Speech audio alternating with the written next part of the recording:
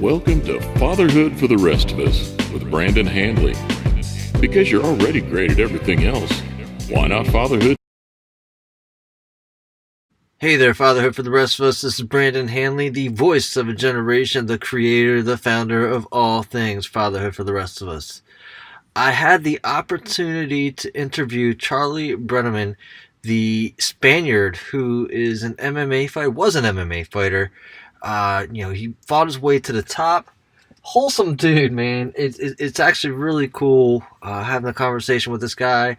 He had been a Spanish teacher in his local community and then developed into an MMA fighter. I mean, he went and fought his way all the way to the top. And throughout that time, what I found anyways, was that he really honored all of his friendships, was a classy guy, very, very humble, stayed true to his roots, loved his family, and kept going to school throughout it all. Just a really neat story, and you can find it in his book, Driven: My Unlikely Journey from Classroom to the Cage, Charlie the Spaniard Brenneman. Uh, I recommend the book. It's definitely a fun read. I also, of course, recommend that you listen to this podcast. You'll get to know Charlie just a little bit more. And as always, guys, I look forward to hearing from you. If you are looking for someone to help you get to the next level, if you're looking for a coach, if you're looking for someone to help you be the ideal you that you want to be, reach out to me. You can book some time with me if you're looking to do something like that on reconstruct.brandonhandley.com. And, just pick a time and we can talk about what kind of fit that would be. What I'm doing right now is making it as a pay what you are able to, because I don't want you to not. Sure, there's some grammatically incorrect stuff that just happened right there. I want you to be able to be who you intend to be, and if you need some help getting there, an accountability partner, if you need some help figuring out what your goals are, if you need some help getting some clarity, setting up your vision, any of that, reach out to me. You want to really, you want to get there, and I want to help you get there. Other than that, guys, if you could go to iTunes and leave a rating and a review, a 5-star rating and review preferably, that will help others find the podcast, and I can continue to be of service to a larger number of people. You can do that over at iTunes. Like I said, leave a rating and a review. And if you don't want to do that, and you just want to reach out to me and have a chat, again, just go over to reconstruct.brandonhandley.com and you can set up some time that is agreeable with you, and we can just have a conversation. Look forward to hearing from you. Hope that you had a magnificent year, and we'll talk to you later. 5, 4, 3, 2, 1. Fatherhood for the rest of us. I am thrilled to be able to share with you today the Spaniard, Charlie Brenneman. He has fought, allegedly, the scariest man of the UFC, some would say, and he is an incessant reader, asks a million questions. He is a solid mix of jock and nerd. He has seen just a number of fights, has gone through a number of experiences, originally started off as a Spanish teacher, comes from an awesome background, and he transformed himself into, I would say, a beast, but I just because I would be scared to get in the ring with him myself. He is a professional speaker, mentor, and author. He's like I said, a former junior high Spanish teacher, and he left his job to pursue a career in the professional fighting UFC. And in 2011, he was ranked number 7 in the world. Man, and I think that you're no longer fighting right now, correct? I haven't fought for, it'll be 3 years in November, 3 years next month. I haven't officially put the kibosh on it, but the way things are going now, it's becoming more and more distant. And I will say this, most of what you said there is relative. You know, the call me a beast or number 7 in the world. It is all relative, except that I did fight the scariest man in the UFC and the world, and that's Anthony Rumble Johnson. That's crazy. That's a non-negotiable. Non-negotiable. So I'm going to ask you like 2 things. How does it feel to wake up today knowing you're not going to get hit? You know what? That's a really great question, and I appreciate that opening. It's nice. It's funny. I think that on a regular basis. I think like just like I don't have to fight anyone today, or like I'm gonna this weekend I don't have to travel and fight someone. It's just it's actually a really nice feeling. Right. Like it's like, hey, today I get to not get my punch hit in the face. And then let's also start off with what kind of amazing things are going on in your life, man. What can we celebrate with you today? Well, I mean, just before I connected here, started my next book, which has been on the back burner for quite a while. But that professionally, a lot of things. Personally, we were talking about my kids. I have a daughter who's 4 and a son who's 1, and I actually just texted my wife and I said every day from about 4:30 to 7:30 is the toughest time of the day because it's our days PM because our everything's winding down, our energy is depleting. I said, we got to figure out a system to make that better. And so that's that's the exciting stuff personally. But, personally, I really wouldn't change it. I learned, I'll throw this out there now. I learned early, probably midway through my fighting career from someone who was a world champion in a different sport, who said, man, you really got to enjoy this. You got to enjoy this right here, what you're looking at. And he was referencing our small town, the small shows, the really getting dirty, selling the tickets, selling T-shirts out of the back of my car. He said, you really got to enjoy this because it's not always going to be that way. And that's the good right now because that's where I'm at. Right on. Well, let's jump into it. And that, hey, look, that is also something to celebrate. Just recognizing where you are and just kind of embracing it, right? Absolutely. Kind of embracing it. So let's just jump right into it. Let's talk about how I'm gonna pretend like XYZ years ago, I'm sitting in your class taking Spanish, and then like the next day, I'm still sitting in the class. You're not there anymore because the rumor mill has it you've gone off to start fighting. How does that even? Right? I like your style, Brandon. No comprende, right? Yeah. Well, they still don't have anything I taught them in Spanish, but the process was actually a little bit more gradual than that. So what I do remember, as you were saying that, the hypothetical right there, I do remember after my first amateur fight, going to class on Monday and having the kids, having seen it on YouTube, asking me questions. And this was a 10th grade class that I'm thinking of right now. It was a Spanish too. And so that was a gradual transition. So I started fighting. My first amateur fight was it November of like 06. So that was my, I think, second full year of teaching. And then I left at the end of 07. So that was a full like year something of like this transition. Like, hey, Senor Brenneman's fighting. What's Senor Brennan doing? What's going on here? To the point where I actually decided to leave. And in the middle of that was a stint on reality television as well. So it was kind of like a WTF is going on here in Senor Brenneman's Spanish class. Right. Well, hey, dude, just your street cred must have been up. Right? It's my street cred, yeah, I suppose. Come on, man. Like, I mean, like, did everybody settle down in that class too? Was everybody like, well, maybe we better settle down just a little bit? No, or were they still, were they just like unruly SOBs? Anyone in education knows that is not the case. They don't care. They care for a minute and then that goes by. But yeah, I mean, for a period amongst 13 to 17-year-olds, I was the coolest cat in town. Absolutely, right? Absolutely. That's cool. That must have felt kind of cool. Come on, man. I mean, because what was their perception of you before that? You're just a Spanish teacher. Yeah, I'm not going to lie. It was fun. I'll put it that way. It was a lot of fun because, I had grown up. That was my hometown where I taught, and I grew up a wrestler, successful, went to college. Always had a, somewhat of a name from athletics. But then I was just, I was Senor Brenneman. I was a teacher. So during that time, it was neat. It was excitement for the whole town, the whole community, the kids. I still get messages now from they're grown men and women now. But, I still get messages every once in a while. And I would joke and tell the kids, and I do call them kids because they were 7th to 12th grade, really. But I would tell them, I'd sign their paper, and I'd say, save this someday. It's going to be worse. Yeah, man, absolutely. And in the back of my head, I mean, it's still not worth anything. But in the back of my head, I thought, I don't know what I want to do, but I want to do something with my life. And so I just told them to save the papers. Oh, I mean, I'll tell you what. I think that's awesome, though, because, listen, what you did, and we'll keep telling the story, is you set out a dream, dude. And you know, regardless of whether or not you feel like you accomplished it in their eyes, in my personal eyes, I think you've accomplished something you set out for in a dream. And that, dude, that's hope. That's really cool. I really, this is the second time I like your style. But you're right, because it's you know, self-deprecating maybe at times. You know, people look at some of the things that other people do and they say, wow, they made it.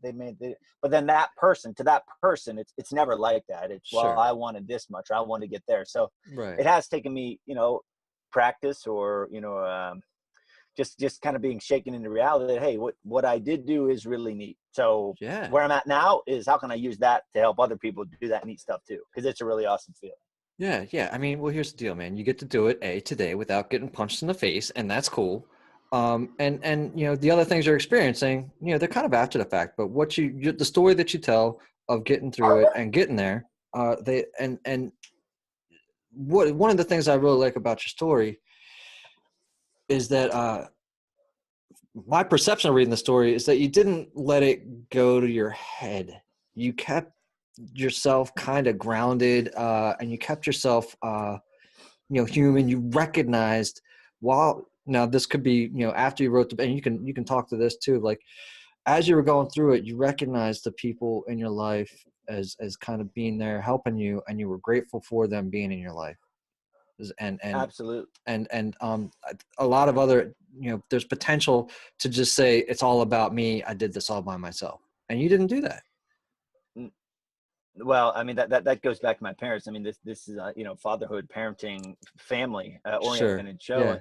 And it absolutely goes back to my parents, just how they raised us, my siblings and I, and the way it was. These are the things you do. This is why you do it. You're grateful, you're appreciative, you say thank you, you show respect. That was just it's how it was. And then through wrestling and then fighting, there's no way you can do it by yourself. I mean, obviously you're the sailor of the ship, you know, you're the captain, you're the master, it's your game. You know, I read books all the time, and I read about these uber successful people who, at the end of the day, yeah, it's Ted Turner making the decision, it's Boom Boom Mancini getting in there and fighting the fight, but you have your team, you have your inner circle, right? And it's those people in that inner circle that really and truly kind of course correction. You know, they're there to kind of course correct you and keep you on the path that you are either blessed with the talent and work ethic to accomplish, or you fell into whatever situation. But yeah, I was never really allowed to be ungrateful, because my parents wouldn't allow it, and that just transitioned into life. We'll have to talk about that towards the end, because I'm going to need to know how that's done. So you go, you're a Spanish teacher, and then let's just start talking about the trip you start taking. You know, one day, yep, yeah, right, just like that. Yep. One day I was sitting in Spanish class. I wasn't very happy. I was not. I didn't have any goals. I wasn't working for anything. And you know, a lot of the books I read now, it's what's it called, like Meaningful Struggle or something like that. I think it's the last thing I read, but there was nothing really pushing me or stretching me or challenging me. And I saw Frankie Edgar, who is a friend of mine, who's the fellow UFC fighter, a UFC champion, one of the best ever, Hall of Famer will be. And I saw he signed with the UFC, and I thought, whoa, good for him. And then my second thought was, wait a minute, I think I can do that. And then it was like, you know, a light bulb moment. And I was sitting there at my desk, as I am now, typing, blah, blah, blah, blah. Frankie, congratulations, blah, blah, blah, blah, blah. Went home, called my best friend. I was talking to him on the phone. I said, man, I'm going to be a UFC fighter. And it was like, you know, the sea parted, and that was it. And so I graciously, gratefully left my position, got all the, you know, approvals and paperwork done, and that's it. And then that's when the journey started. Now, I read the first half of your book a little bit earlier, so that this part's kind of hazy, but was this before or after you did the Pros to Joes? This was after. So wait a minute. Yes. Yeah, Pros vs. Joes. I'm getting old. Yeah, Pros vs. Joes was probably a year before this. Okay, so you Pros did the vs. Joes was 05, 06. I left teaching in 07. Okay, so you did the Pros before Joes, and you're the first winner of that. Was that like a kind of an eye-opening thing for you as well? Man, you're nailing it today, Brandon. You are nailing it. Yes, it was absolutely an eye opener, because after that, I'd always dealt with self doubt. And if you listen to my podcast or you hear me speak or whatever, I talk a lot about that self doubt and being bold, learning to be bold, because I was not always that confident. And when I went on Pros versus Joes and I won the show, I came home and it was like, holy cow, I worked harder than those guys and I won.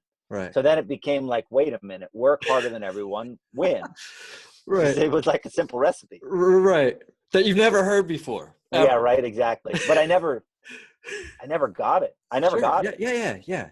And then it was cut and dry, and that was that. And then, seeing Frankie sign, then it all just was just this big, like, opera lady's voice in my head singing, oh. Yeah. So I mean, I just for context too, for those that aren't familiar with you, it's like, I mean, you were a like a ranked number 2, like state wrestler. Yeah. So yeah. I mean, you had that behind you. You were athletic, very athletic, always kind of at the peak. But and what many others probably would have called success. But as we all know, as competitors, like when you lose, it doesn't matter. You don't feel like second best can suck it, right? I mean, that's just how how you feel. I was near the top, Mm-hmm. but I more often than not was not at the top, and that was 99% of the time my own getting in my way. So, winning Pros versus Joes and having that freedom, like that was a competitive, like, I mean, if I think back to the like most competitive moments of my life, the state finals twice which I lost both times. And then honestly, probably Pros versus Joes, and then my Rick Story fight. And I succeeded in those latter two. And so there was just a whole paradigm shift going on in my brain. And this whole idea of, I'm just this guy, regular guy, was kind of thrown out the window. And it was like, I'm this freaking guy. And then with that, I wanted to take it somewhere. Yeah. I mean, let's talk about, is that where you are now? I mean, you're like, I'm this freaking guy now? I am, but here's the thing. Like you said in the intro, my love of learning and reading and questioning. And, I'm a lifelong learner, and in reading about successful people and talking, I don't want to be just successful, just talking to people, because some of the people I talk to are, quote, regular people.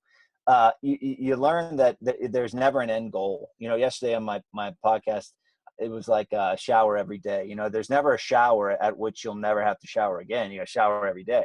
And that is a mindset. So yes, am I confident? Am I bold? Yeah, but do I have self-doubt every freaking day? Do I have the negativity every day? But it's my quest. What I'm doing now is kind of my quest of pushing through that, and then helping other people do that as well. Excuse me, kind of wild. I mean, you've already exemplified it in a couple of ways. So now I feel kind of like if I'm watching from the outside, and that's all I can do because that's what I'm doing. You've done it once. You've exemplified it in one way, and now it just seems to me like you're trying to get it out there without getting. You don't have to get your face punched in to show that you can do it. But like I said, so I mean, let's talk about kind of the physical rigor involved, and then maybe does the mind follow the physical rigor, or is it vice versa? Okay, so great question, and we'll get into that. And before transitioning to that, I think a huge thing that fighting gave me, and when we're talking about this next thing, let's call it speaking, podcasting, having a voice, whatever it is, building the Spaniard brand into something that the world will one day know. That's my goal. Someone says Spaniard, they say, oh, yeah, that guy. That's what I want. That's my goal. But fighting, while it taught me that hard work, overcomes self-doubt, pushes through fear, etc. It also gave me a freedom that it's like, when you get knocked out, literally knocked out on TV and fight these animals and get kicked in the face all the time, it's very liberating. It's very like, I believe I'm tough stuff, but guess what? I also look like a little, wimp on some days. What's liberating about it? Because you ever hear the discipline equals freedom? Jocko Willink says it all the time. Discipline equals freedom, meaning if you do the hard stuff all the time, it's liberating because I can do anything because I have the discipline to do anything. So with fighting, it's liberating because a general human being walks around like worried, what might happen, what it's the other person think of me, or I have this fear of X. Well, when you go to battle with that fear and then you open your eyes after getting knocked out and you realize, everyone saw me at my worst. I'm so embarrassed and this is terrible. And then you just, whatever, you get up and you move through it. And then the next thing that comes is like, it's not so bad. I did this over there. So Right. Okay. Yeah. I see that. I mean, because the next thing you got to do is not get knocked out again. Yeah, now that I don't actually have to worry about getting knocked out, it's like, this is easy peasy. I'll tell you a perfect example of this. Wrestling, we cut weight all the time. Mm-hmm. And in college, in high school, I mean, I would not eat a real meal for I don't know how long, but let's say 3 or 4 days, not a real meal because I got to make weight. To the point where that sacrifice and that discipline, my first day of teaching, I went there and I would hear people complaining about like getting here at X o'clock and this kid and that kid. And I'm sitting there like with a bottle of water in my hand thinking, wait a minute, I can drink like a gallon of water today? This is so easy. This is the easiest thing in the world. And it goes back to that just idea of that discipline and that tough stuff. Right. In the end, creating this liberation. Gotcha. But to talk what you were saying about the physical and the mental, or the mental and the physical, I think it's both ways. And for me, I kind of think the more powerful of those two, it was the physical work that created the belief in me, because, I always had this self-doubt. I don't know why, innate self-doubt, limiting myself. And then it was almost like I got to a point from Pros versus Joes where I just cut and dry, black and white. I trained harder than those guys. I won. So that was a belief or an equation that I took as truth. Not always the case, but whatever. So then from that, I learned that, all right, feelings, emotions, self-doubt, we're going to put you over here. Mm-hmm. And then I, the body, am just going to train harder than everybody else. Right. And if I'm ever to win, that's the way I'm going to win. Gotcha. And at some point, which I think was kind of entertaining, you learned how to dodge punches because you actually saw them coming.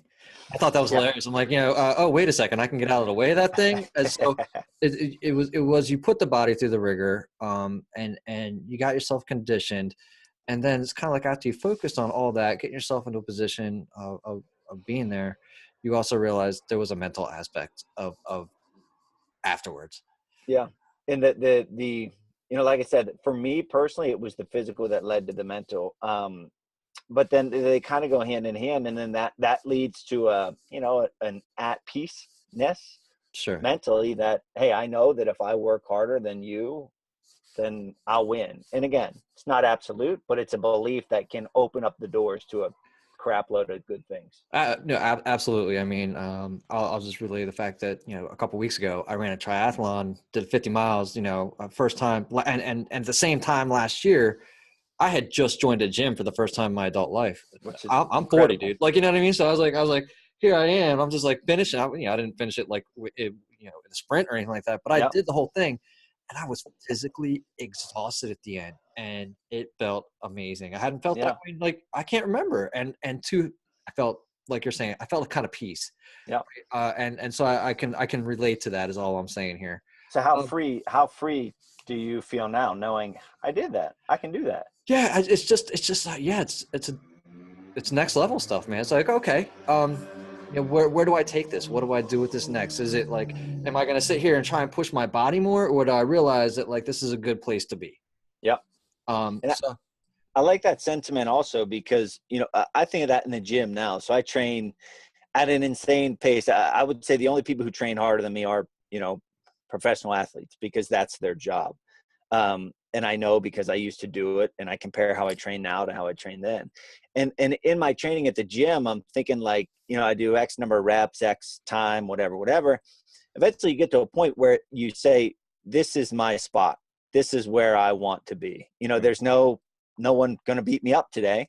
So I'm content, getting to that spot and thinking, this is my zone here. This is where I want to be. Right. And there's like no reason to push further than feeling great. Yeah. It's like diminishing returns. Yep. Yeah. So I like that too. So I'm trying to think about the couple of pieces. One question I would have to ask you is like, I mean, and this was kind of early on, you get your eye kicked in, right? How do you, what are some of the thought processes that you would share with the group or even with me that, you say, well, I'm going to keep going forward anyways? Yeah, there was really no question. I asked a similar question to Joe DeSena, who runs Spartan Race, and he just said it. There was no other way. It had to work. I was going to keep going. And when you asked me that question, that's what I thought. There was really no doubt. I mean, there was no question. There was no nothing. If I'm not blind, and the doctor says I can fight, then I'm going to fight again. Okay. But I think, an important thing to realize there, and it happened later. I had a stroke as well, which I don't know if we're going to get into or not. But I'm die hard, go at it, balls to the wall. But then if like a more intelligent person than me says you need to rest or you need to do this to your body, then I listen. So after I had that with my eye, I did exactly what the doctor said. No sooner, no nothing. He's an expert. He knows better. So that when I had my stroke, it was the same way. I remember hitting the mitts. It's this eye, my left eye. And I remember hitting the tie pads for the first time after my eye surgery and thinking, I hope my eye doesn't break, or I hope something doesn't break. Yeah, right. I mean, come on. But then, first fight back, I didn't even think twice about it. I just kind of went at it and did it. It was that overriding, this is what I'm doing, this is who I am, that overtook it. Gotcha. I mean, we talked about the stroke a little bit too. I think that's a little bit more towards the beginning of the book than towards the end. And that's also where you were with your friend in the apartment, and you just kind of you fell out, right? And yeah. you didn't go to the emergency room. Yeah, no. Well, hey man, listen, and that'll happen. Like, let's go ahead and lay out the story. It's all coming back, just like you were saying earlier when you and I were talking. It's like the details are hazy, but I remember being there. Yeah, I like your expression. I just kind of fell out. That's a great way to put it. To be honest, I was taking my morning pee, and I turned, and like the whole world just started spinning at an insane rate. Broke out in crazy sweat. I was soaking wet from head to toe, and then I laid on the ground, and I said to my roommate at the time came over, and she said, "What's wrong? What's wrong?" And I said, "My tongue is going numb. I don't know what's going on." And it was like, what's going on here? So no, I didn't call an ambulance for whatever reason. Well, I know why, because I didn't want to pay the like $700 ambulance. It's expensive. Fee. Yes. Life costs a lot. Yeah. So I just laid in a bed with throwing up with a spinning room for 3 days. And then by the end of that week, I stupidly drove home. And 2 weeks later, I was still feeling messed up. So I went and got an MRI. And I was actually sparring when the doctor called me on a Sunday morning and left a message and said, don't do anything, come back in. So, right. So what is some of like what are you actually thinking? All this is going on. It was terrible. I mean, it was terrible. It was so terrible. Everything, wondering, am I going to die? Is it going to happen again? Can I ever fight again? That was actually one of my top things. Am I able to fight again? Mm-hmm. Who am I if I can't fight? Am I weird? So you've got one of the things is you've got your identity you're trying to claim on too. Okay. Yeah. Am I weird? I had a stroke and I'm 29. Why did this happen? This shouldn't happen. I'm embarrassed. Like, why? It was just all of that stuff. Embarrassed, huh? That's that's crazy. So all that's going through your head. And what did your mom say to you? Tess, well, yeah, we'll get there in a minute. She guides everything really. But the tests like MRIs, MRAs of my neck, my brain, like all these arteries and blood testing and heart tests and everything. My mom is really interesting in this regard because she's like, I asked for permission to fight from day one. Like I was 23 with a job. I went home and said, Mom, can I quit my job and start fighting? For whatever reason, she said yes. Like blows my mind. Right. And then and I don't know what I'd have done if she'd have said no, to be honest. I don't know. Yeah. And then when it broke my eye socket, it was all on the doctor. And when I had a stroke, it was all on the doctor. She's a nurse too. So she puts her faith in the doctors to say, yeah, you're good to go. And when they said, yeah, you're good to go, she kind of said, okay, you're good to go. What I think is kind of cool is that she didn't try and dissuade you from trying to chase it down. And it doesn't sound like she, chastised you and was like, what were you thinking? Because I mean, look, No. not that you probably weren't already beating yourself up, right? I mean, and I think that to me sounds like that's huge. Was she And always like that? yes, and I want to throw in that too. I mean, they've always been like that. I actually just read today, reading a great book called Resilience, and in it he was, talking about how important it is for us as parents to not coddle our kids and expose them to. I think he called it. He didn't say calculated risks, but like loving loving risk or allowing them to get hurt, figuratively, literally, whatever, but then loving them back. And my parents did a great job of that. They always exposed us, never overprotected us, just helped us build balls, really, to put it a not politically correct way. And then whenever I was, like I said, when I was fighting, it was like a life of a wrestler and then turn fighter. It's pretty intense. I mean, I don't know how many concussions I've had, but it's a tough life. And the love and support that she gave me and that freedom that she gave me and encouragement, her and my dad, not just her. Yeah. I am indebted to my kids to do that same exact thing. No, I love that. I love that. Absolutely. Let's talk. I'm gonna start winding us down towards, like, I think one of the last fights, or the Brazilian fight. And then what I like about this is where you tap out, man. Yeah. And I like the logic that you used about it too. It was like, I'm tapping out. Let's just talk a little bit about that fight. I mean, you had a lot that led up into it, but I think that the cornerstone of that is the actual fight.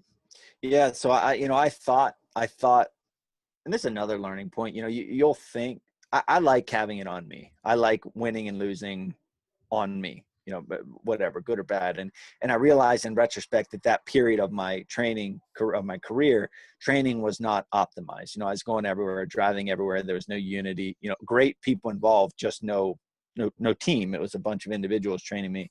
And I went down to Brazil and I was fighting a guy that just, I believed fully I was going to win. And during the fight, it's funny, not funny, it was actually terrible. During the fight, in one transition, one flurry, I remember popping into my head, crap, he's got stronger hips than I imagined, and I didn't wrestle nearly enough this camp. And I remember that like, and then I just made a silly, careless move, and he locked in a rear naked choke. And I remember, it was in a hot, sweaty picture, picture the Russian, Rocky and the Russian, Right, except right. instead of being in Russian, we're in Brazil, and it was like hot and humid and dank and not really fun to be in.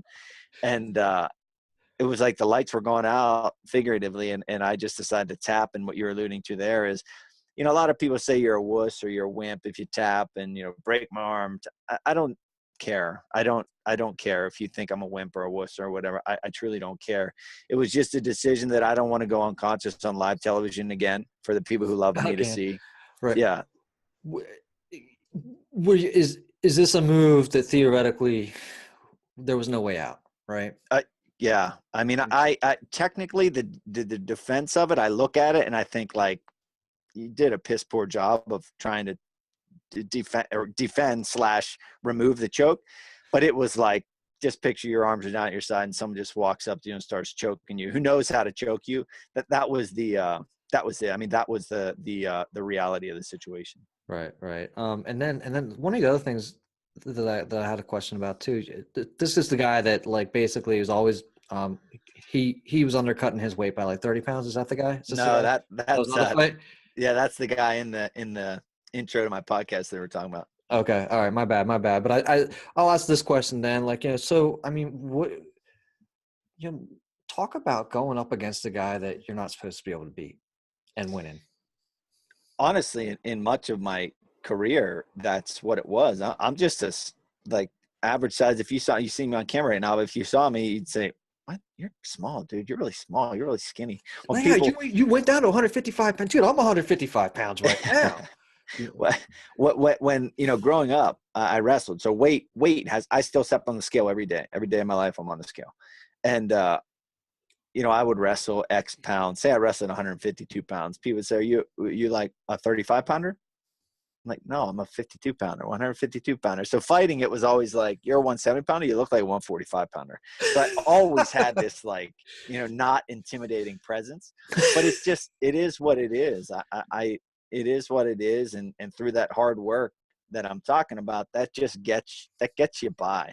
It's an intimidating thing to look in the mirror and say, am I working harder than everybody else? Do I believe? Not am I, but do I believe I am? Yeah. Because if you believe you are, then that's almost as important as actually working harder. That's key. So, I mean, that's something that something I think I heard. I want to talk about, and I love that. Right. Let's keep on it just one more second. So the end of that fight, the tap out fight. The other thing you're thinking about is like your daughter just been born or was about to be born. Where were we at? she's just. I'm trying to get the years straight. That was November. She might have been a year. Yeah, she was a year. So yeah. One of your other thoughts is like, I've got a kid, right? I mean, Yeah. Is this my life? Yeah. Is this kind of like the right thing? And this is my not so subtle transition over to fatherhood. So, Yeah.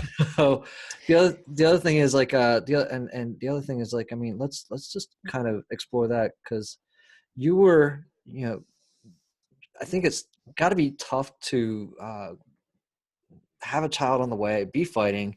I'm curious kind of like where your head was at, like knowing that you're fighting, going in fights, knowing that you're going to be a father soon.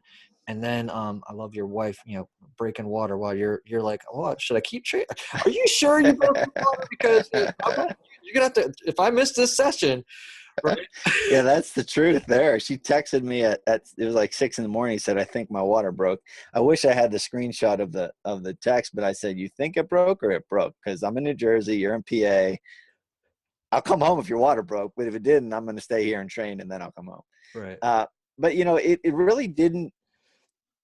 It certainly wasn't why I lost 3 fights and I got out of the UFC, because there's plenty of guys who have kids and fight and are the best in the world and whatever. You have a family, Right. But it just so happened to me in a way that because of the external, because of where I was in my career and having moved from New Jersey to Pennsylvania, just really missing home, and then getting married, then having kids, I thought that I could do it all. And in retrospect, I couldn't.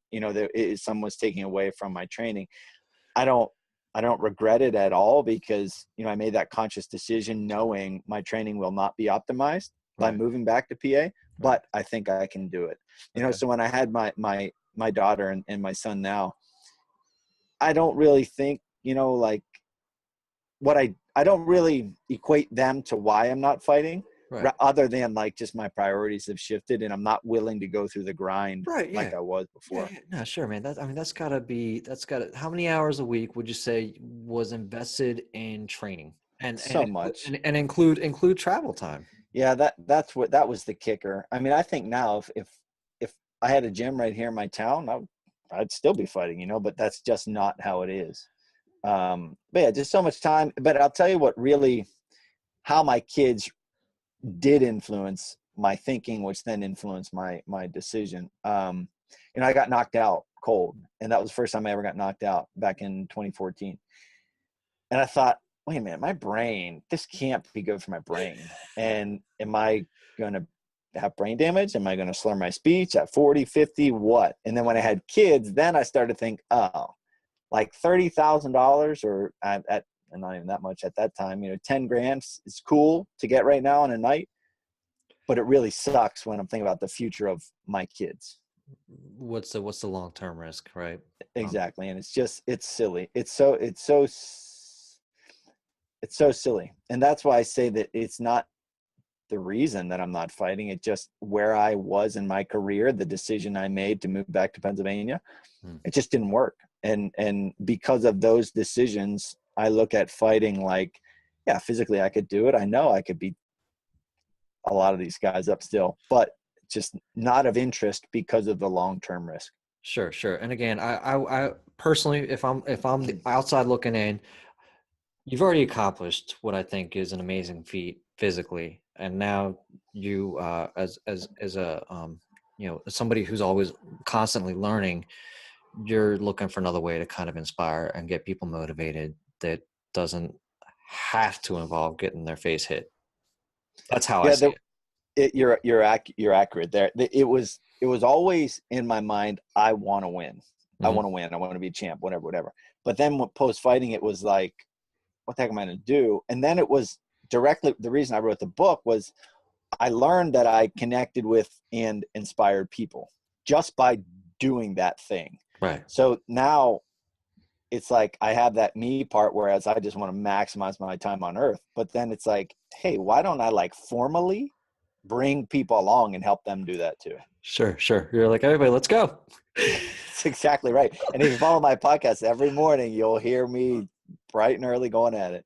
So let's talk about that real. I mean, or let's say that for the end. Let's say that for the end. Your family, huge influence on you. Fatherhood for the rest of us. Fatherhood focus. Let's talk about your dad. The importance, what he did for you as a child. Or even throughout life that you are carrying forward. What are some things that he did that you're going to keep doing? My dad was all in. So he naturally has self-doubt, and maybe that's where I get it. Maybe it's genetic, but he was all in. As soon as he saw whatever any of us kids were into, but they both would. But I mean, he was my coach. He would bring me everywhere. He learned the sport. He was never very good at it, but he learned how to coach me and then pass me on to people who knew more than him. He was just always in it. And another thing that my dad did with us, or me, because I'm odd, is we had this like unbelievable transparency where if you just, as a kid, if you imagine you're going to do something bad tonight, right? Whatever it is, whatever. Huh. I would say, Dad, I'm going to do this tonight. And then kind of like, You would just step wait. back. Yeah, just wait for him to, I was not really a, bad kid anyway, but What would be like do you remember an example? go to a party, sneak out, go meet my girlfriend, ride my bike at the middle of the night, 5 miles away. All right, Like, well, let's do that one. Let's do the go ride your bike 5 miles away. What was his reaction? Son, you know what I think about that. You know the risks of doing it. Essentially, I mean, I don't remember exactly, but I'm thinking as I would think right now, Right. which is because of how he would think. Right. He would just really put it on me like, son, you know what I think about this. If you decide to do it, know that it's your responsibility. Your mother and I are here for you no matter what, but I really need you to think long and hard about this. And because of the way that, like, it wasn't just that isolated moment. Right. It was that since I was old enough to hear, right? And then it becomes a point where at a young age, I felt equipped to make these decisions that, ultimately led me to being 36 and never really harming or hurting anyone. So I like that though. I mean, it's kind of like, it sounds like the values, morals, whatever were instilled. He gave you an opportunity to make a choice, knowing what the repercussions could have been, knowing Yep. how you knew how he was going to feel if you went ahead and did it. You saying what you were doing wasn't asking for permission. It was kind of like, I'm thinking about it. Yep. Right. I'm thinking about doing this. What do you think of that? And the thing is, like, he was tough enough that, like, if I would have sensed something, I wouldn't have done it because I'd have been scared to death. Right. If like this is beyond reproach, I mean, like you could get it, you can get a gauge, be like, I wouldn't recommend it, but I'm not saying don't do it. Yeah. Versus that's a real bad idea. Yeah. And I may have been spanked twice, maybe in my life, but it was just like, you just knew not to cross the line. And I didn't cross the line. And again, that's not through one time. That's from the time we were born until we grew up. It was that line of, hey, you love me more than anything else in the world, but you'll also, be as tough on me as anything else in the world. Right. No, that's awesome. So that's you plan on being that kind of dad. That's the kind of dad you're. Yeah. And I have to check myself because, it's tough. And I'm a new dad, but I certainly have to check myself on it. Yeah. Look, man, I think I don't know how long the newness never seems to wear off. Mine are 5 and 7 now, right? The newness of being a dad is still like I wake up every day and I don't get to. I think at one point you said, talking about the little sucky things that you have to do every day. At one point they were just for us. Now it's like it's for everybody involved, right? Yeah. The little sucky things include, but are also awesome. Like, I mean, making breakfast for the kids, right? Or having that time. And like, I think another thing that we talked about just as we began this was like recognizing how awesome these moments are. And I think that I say to my wife all the time, like I love, obviously love when she's here, but I love when she goes whatever for a weekend or whatever, because then it's all on me. Right. And like those little human bodies, I'm their lifeline. And that's like pride. Like I love that role as much as I love anything. That's awesome. That's awesome. Let's jump. What are some other things that you're loving about fatherhood? What are some things that just like absolutely blow your mind about being a dad?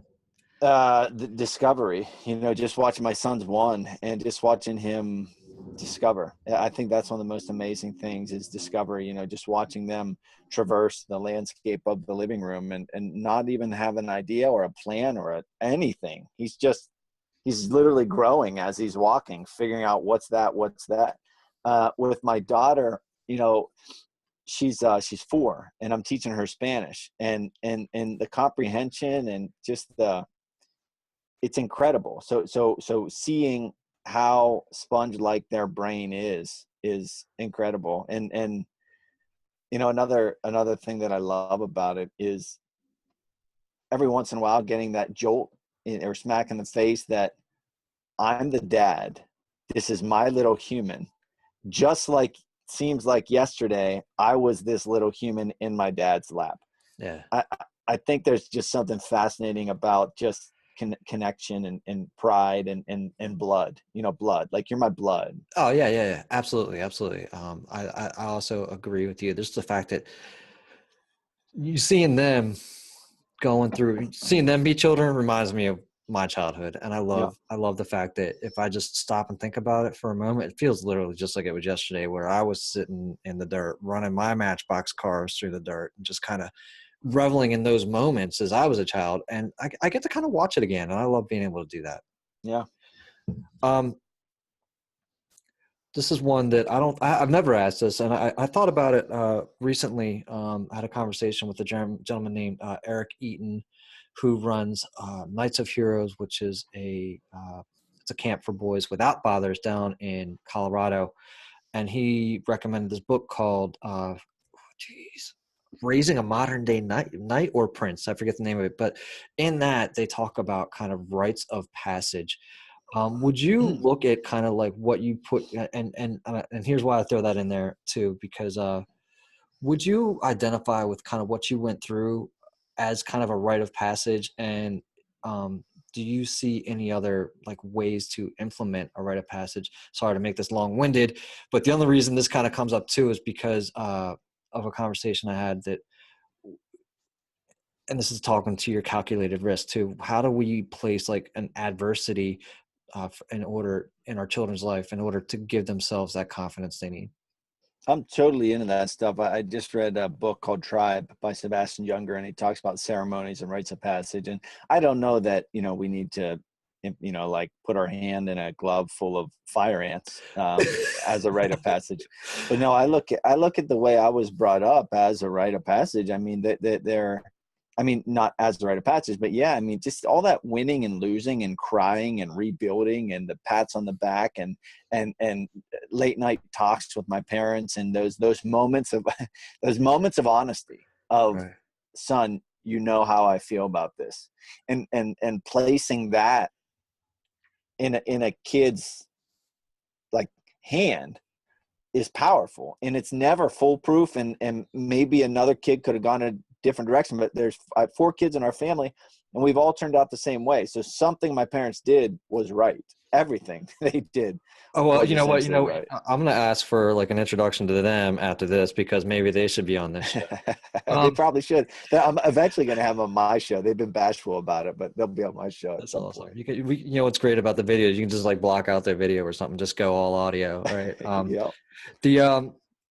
That's a great answer too, and that also leads into you're a voracious reader. You're reading a lot. You're going through resilience. I caught and I want to talk about your AM excellence too. I caught one this morning on your Facebook Live. Dude, you got a lot of energy. You've got humor. And you're focused on. You really seems like you're focused on exactly what it is you said you're doing, trying to help people through. Yeah. That's a great, simple way to put it. You know, the title of my podcast is called Spaniard 101, and that pays homage to fighting. I'm the Spaniard, and that also pays way to my love of teaching, which is what I do. So if you think of Spaniard 101 as a curriculum for living, okay, and what does that mean? Well, how do you want to live? Right? Do you want to be happy? You want to be successful? You want to have energy? You want to, accomplish things? You want to develop relationships? That's Spaniard 101, right? How to live. AM Excellence. So under that podcast, I have different formats, and I do interviews and conversations like this, and then I also have a series called AM Excellence, which is built on the books that I read. So I get up early every morning and I read and I note take and I formulate a lesson plan, and then I create an 8-minute daily episode. And really, it's designed to have you think differently, because when you think differently, you act differently. So I'm extracting all of this knowledge and wisdom from people who have gone and written books, and then I'm bringing it to you every day in 8 minutes. And it's like, if you don't take advantage of it, I understand some people just won't like me, whatever. But if you choose to not take advantage of it, it's there for you. Like, you want to think different, you want to be different, you got to act different. It's right there for you. Nah, fair enough. And I like that, and just I recommend. I only caught like today's, and I was blown away, man. And just like the quick moment that I sat down, and it was great, man. So I love what you're doing there. The book was awesome. Your interviews have been a lot of fun. I haven't gotten to listen to. Makes me want to listen more, but I think that you also know that in this space, you start listening, we start connecting with all these people. You start listening. Yeah. How many can you take in? Yeah. Right. But I mean, and the other thing is too, is I don't know how you feel about this, but like, you're there for when people need you. Right. I mean, so while it would be awesome if everybody would just come sit in my backyard and pay attention to just me, that'd be great. But I also understand that, like, all right, you got from me what you need, keep moving on. Right. Is that how do you feel about it? Yeah, I was just going to say, two things I want to point out. One, so this morning was AMX 338. So that means I've done 338 previous ones. Oh, tell them what that means, though. Tell them what AMX means. AMX is AM Excellence. So AMX is the shorthand for AM Excellence, which is the name of that series.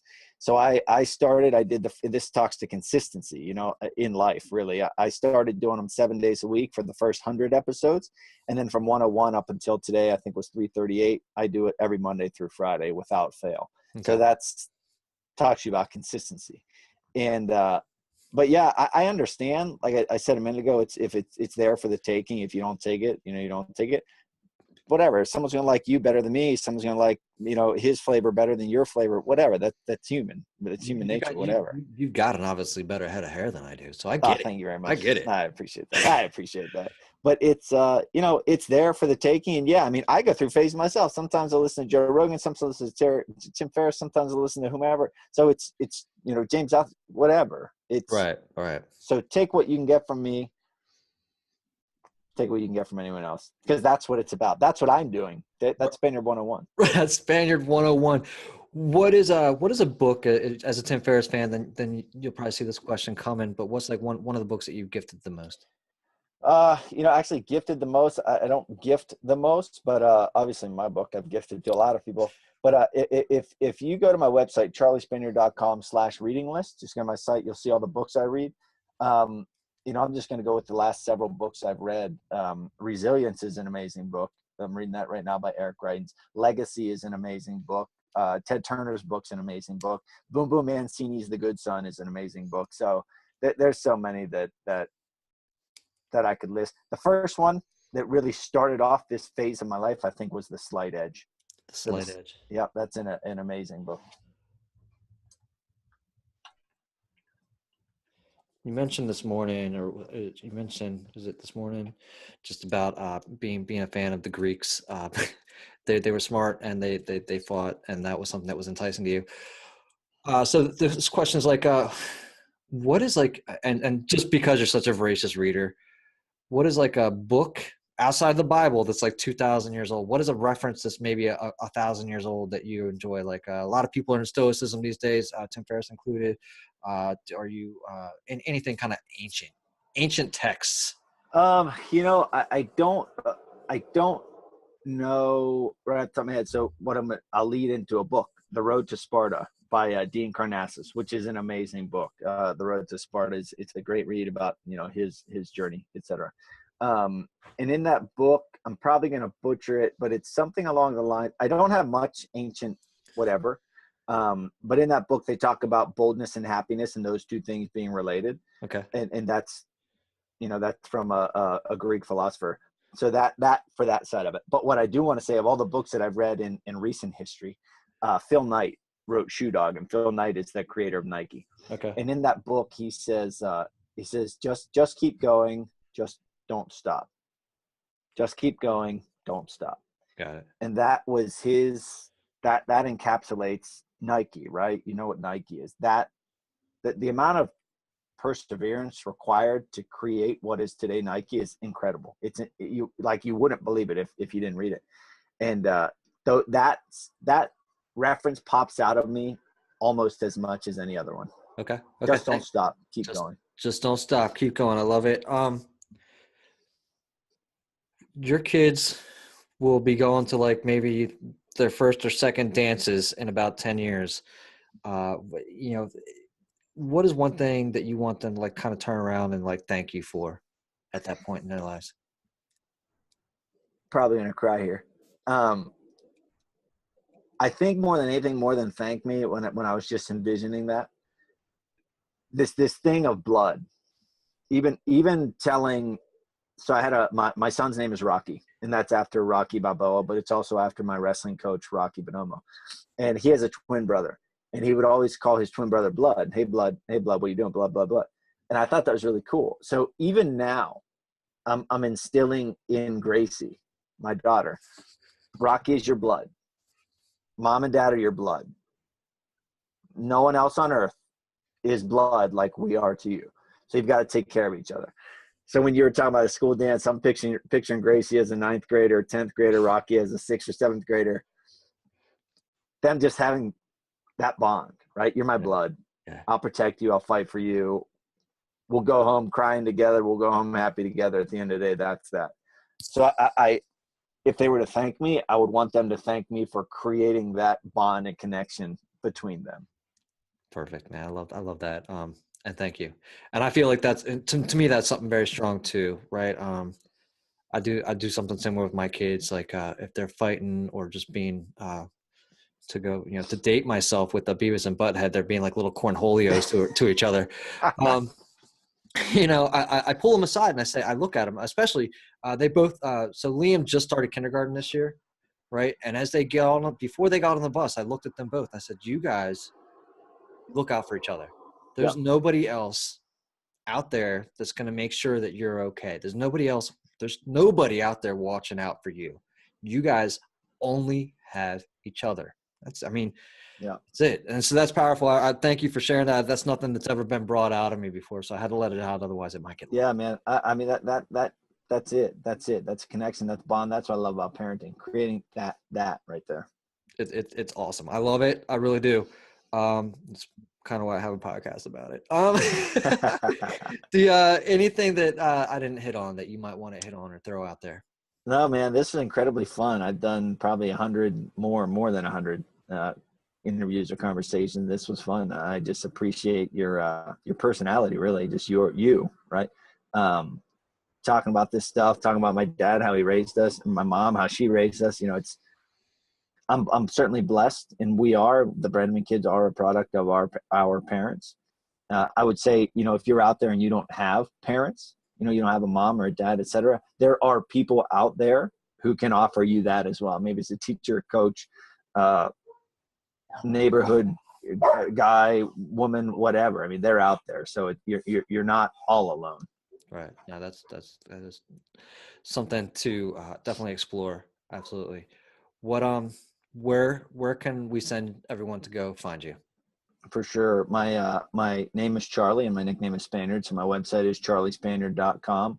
My podcast is called Spaniard 101. If you just type in Spaniard on iTunes or wherever you're at with a podcast app, it's there. And also for the non-podcast, since they're listening to your show, they probably are podcast savvy. But for the non-podcast savvy people, I have it go straight to my website also. So you can listen to every episode on my website. And at Charlie Spaniard on social media across the board. Awesome. And that's where you do your AM Excellence is on Facebook Live, and then you transition that over to the podcast. Yep. So they can it's have a live stream. That's it's awesome. Fun, man. We developed it's its own thing. Yeah, it is a live stream, but I upload the audio to my podcast feed as well. That's awesome because again, guys, you got to catch this head of hair, and if you can catch it live, and again, man, you did it. Like I said, I've only caught this one this morning, and I think that the energy's there, man, and that's fun. It's a lot of fun. My commitment in content creation is a lot of really good content. So an abundance of content and an abundance of quality in that content. And if I don't feel that way, then I won't produce it. So, that's my commitment to you, listener. That's awesome. And hey, man, it's shining through. Thanks again, Charlie, the Spaniard. Brenneman, appreciate you being here today. Thanks, Brandon.